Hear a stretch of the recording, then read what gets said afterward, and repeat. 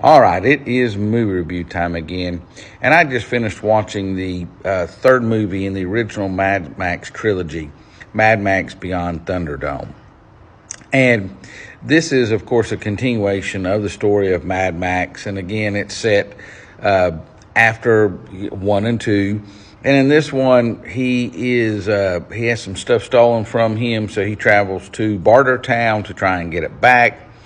And of course, that doesn't work out very well, and that's kind of the gist of the movie. Now, this movie is, to me, like getting a pimple on a day that you've got, let's say, a big date. It's kind of embarrassing and rather annoying. This movie is the worst of the four that have been out so far. Of course, I haven't seen Furiosa yet, so I can't compare it, but it's a really, really bad movie.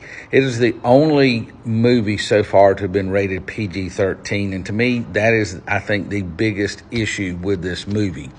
They wanted to, PG-13 at that time, 1985, was a relatively new rating.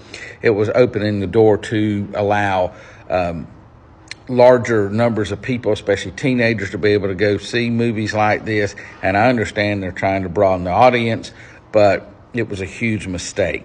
It is also, George Miller also co-directed this movie, and I'm not sure what the need was to have a co-director this time. He's directed the rest of them by himself. It felt like two totally separate movies. You have the first part and part of the last part where you're dealing with Bordertown, and in the middle it's almost like Mad Max and the Lost Children, as he runs into a group of, more or less, I'm going to call them feral, they're not fully feral, but feral children out in the desert, and it just felt like two totally separate movies. Also, the score was rather annoying. I don't notice the score most of the time. That's the way it should be. But this one was just overpowering parts. It was just not really good for the type of movie that you're supposed to be having here. The only time that I felt like this was a true Mad Max movie was, of course, the end of the movie. So this was just bad. There's one point when Mad Max asks, I wrote this down here, so what's the plan? The plan should have been to have made a much better movie, but they did not. So this is so far the only stinker in the whole set of these movies.